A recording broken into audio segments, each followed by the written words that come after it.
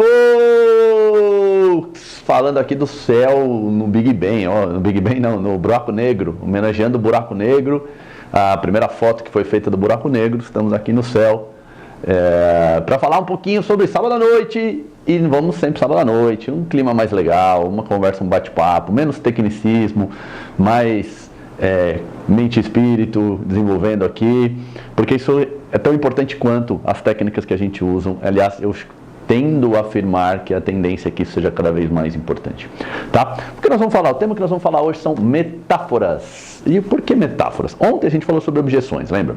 Quando eu falei sobre objeções, eu falei que a principal coisa que a gente busca é a conexão, porque quando eu tenho conexão, eu tendo a interagir melhor, gerar mais atenção na pessoa com quem eu quero me comunicar, e a partir daí eu conseguir um engajamento maior nela, na atividade que é necessária muitas vezes mais para ela do que para qualquer outra pessoa, e ela é a que coloca mais dificuldade nisso. Esse é o normal, quem trabalha com isso já percebeu que é assim que a coisa funciona. Uma ferramenta que eu uso muito forte é falar em forma de metáforas. Bom, metáforas, analogias, parábolas, todas essas formas de expressão, elas servem muito para gerar empatia, para gerar conexão, para gerar proximidade, porque tudo isso é o que a gente mais precisa se a gente realmente quiser transformar a vida de alguém. É o oposto, por exemplo, de você falar com muito cientificismo, sabe? Falar com muita complexidade. Muitas vezes, sabe quando você pega uma ressonância magnética, que você lê um negócio ali que você não entende porra nenhuma, você precisa levar para um terceiro para ele te explicar? Se ele for um cara legal e vai te explicar, se ele manja do que ele está fazendo, ele vai tender a explicar aquilo da forma mais simples possível para que você entenda. Se ele não for bom, o que ele vai fazer? Ele vai fazer exatamente o contrário, ele vai falar o mais difícil possível para você não detectar o quanto ele está inseguro e o quanto ele não sabe daquilo. Isso serve para todo mundo, serve para a gente. Quando a gente vai explicar alguma coisa, algum trabalho, algum fim que a gente quer, a gente usa muito tecnicismo, a gente usa muito uma linguagem... Por exemplo, no direito, eles chamam de juridiquês. Na economia, o economês, e por aí vai. Então a gente às vezes tende a ficar muito preocupado com falar as coisas mais corretas possível do ponto de vista técnico, e isso faz com que a gente perca muita conexão com quem está nos ouvindo. Eu que trabalho com reabilitação de corpo, muitas vezes falo assim, você não pode falar, vou esticar o braço. Tecnicamente está errado falar esticar o braço, mas quando você fala esticar o braço para alguma pessoa, ela entende na mesma hora. Então, nesse tipo de argumento não está errado. Por exemplo, falar batata da perna é correto? Não é correto falar batata da perna.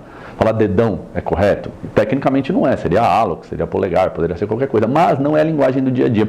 E quando a gente usa dessas linguagens, muitas vezes é mais uma insegurança nossa do que uma vontade de passar a melhor informação possível que esteja ao nosso alcance.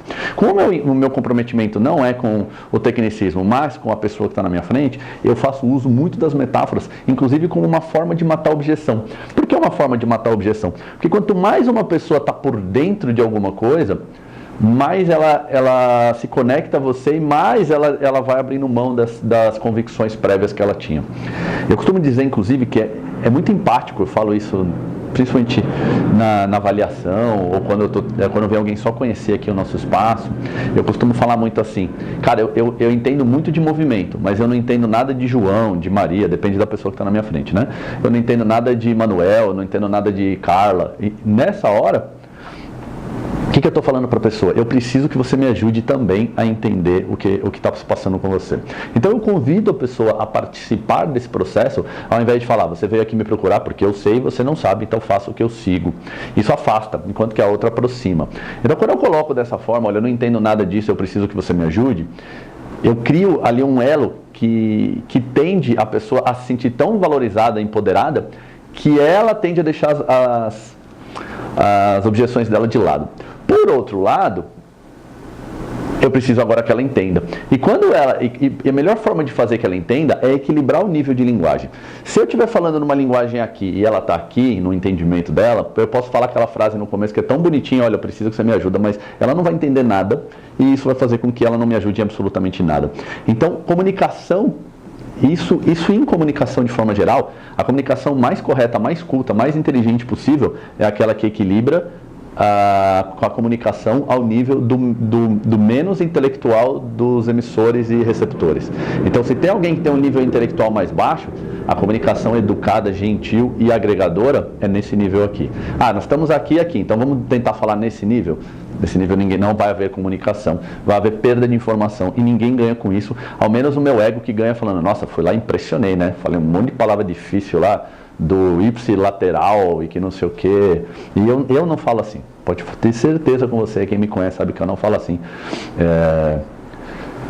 Por exemplo, se eu vou ficar falando muito de ipsilateral, ou então, mesmo termos como eversão de tornozelo, eu prefiro mostrar para a pessoa, sabe quando o seu pé faz isso?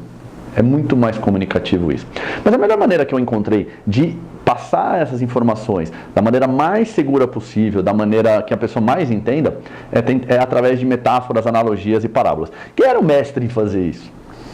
O cara que tinha domínio de todas as comunicações. Jesus era um mestre em fazer isso. Toda a informação que ele passou ao longo do tempo que ele viveu aqui na Terra, encarnado com a gente, foi através de metáforas, foi através de analogias, foi através de parábolas. É só ler a Bíblia que você vai perceber isso.